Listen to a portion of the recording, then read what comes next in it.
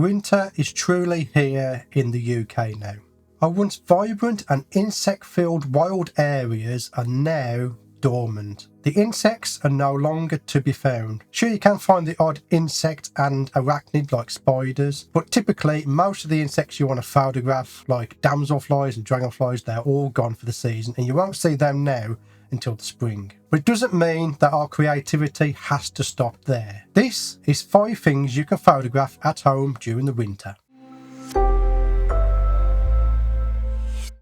The 5 projects that I will point out in these videos I have done before on my channel, so do go search my channel if you want a more in-depth look at how to do the things that I'm talking about in this video. For now, I'm just going to summarise these. However, we will be visiting these projects later on in the next few weeks and months, so subscribe if you're looking forward to those videos. First up, we have probably the easiest thing that you can do at home, and that's creative paper photography.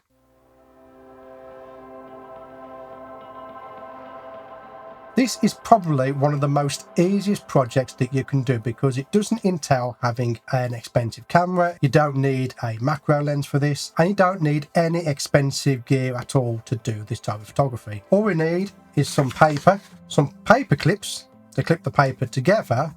You want a glass pane, some Coke cans to stand the pane up, and a light source of some kind. It can be an LED light, it can be a flash, it doesn't matter. However, I would recommend an RGB LED light because we can change the colour and be more creative. So all we do here is we suspend the glass pane on our desk with 4 cans or glasses, anything will do. We will then fold our piece of paper in different ways, and do try to be creative. Just try anything out. In a lot of my cases, I would fold up the paper in all kinds of different ways. It doesn't matter, there is no right or wrong way. If something doesn't work, bin it, try again, just like that. And if you're using multiple pieces of paper, then use a paper clip to clip them together. Place that onto your glass pane, light underneath it using your light, and then start being creative with the lighting. I like to use 2 different lights, so I've got 2 different colours. My favourite is red and blue. I've always used red and blue over the last few years, and you can get some stunning results just like this here. It's a very easy project and you can be very creative with it as well. So go ahead and try that. That can keep you busy for a week or so. Let me jump in here real quick and just ask you, have you checked out my latest AI presets for Lightroom? I created 16 AI powered presets for Lightroom that help you to create stunning macro photography. Check them out in the link in the description or go to stewartwood.com.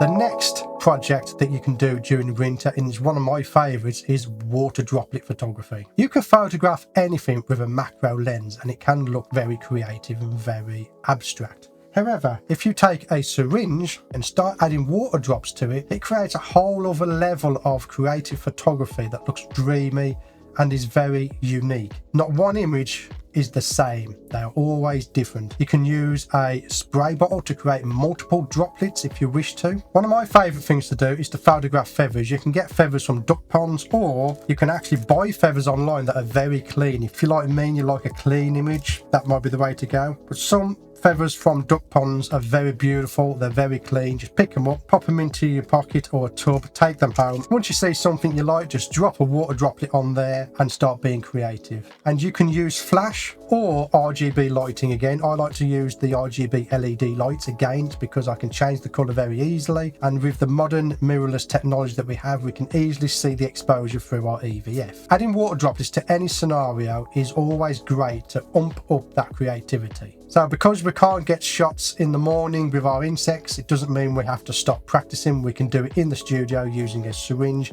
and multiple objects that you can find around the home.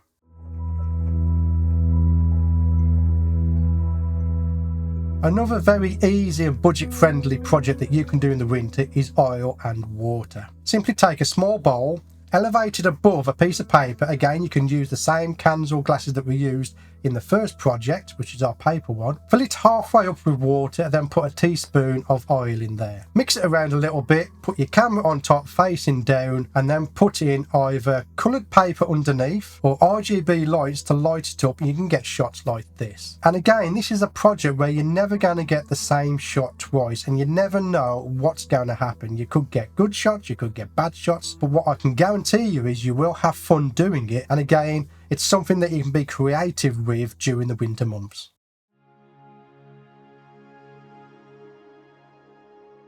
The next project you can do is fruit slices. Head down to your local supermarket, get yourself some fruit. Kiwi fruit is a great one to use, as well as lime. You cut these up into thin slices and you start photographing them in unique and creative ways. What I found with this project is backlighting them with a flash was very, very good. And again, it's a very budget friendly project for you to try. If you do have a higher budget, get yourself a UV torch. Here is a standard kiwi fruit slice, and here's the same slice under a UV torch. Very unique and creative. If you want to take things a little bit further, then get yourself a little bowl, fill it up with sparkling water and drop these slices into the sparkling water, and you can get results like this. Fruit slices is a very budget friendly project that you can do in the winter.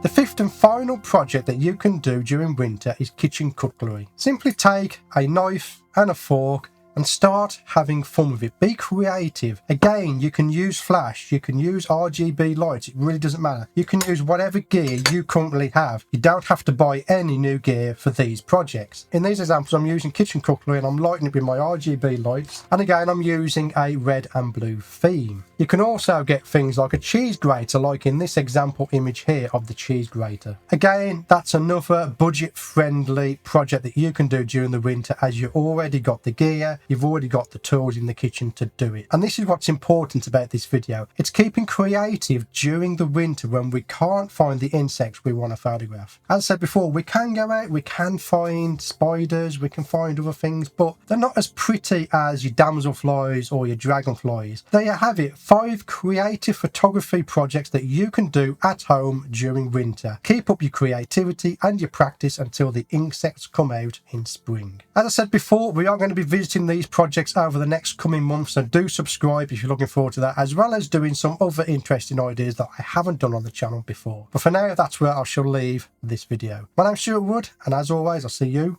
on the next one. Thank you for sticking to the end of this video. If you enjoyed it, then please subscribe and click the like button. It really does help out the channel. I want to thank my Patreon supporters for their continued support in supporting me and this channel. If you're interested in joining Patreon, then check in the description below this video for a link to Patreon. If you want to continue watching my macro journey, then click one of the videos in front of you now.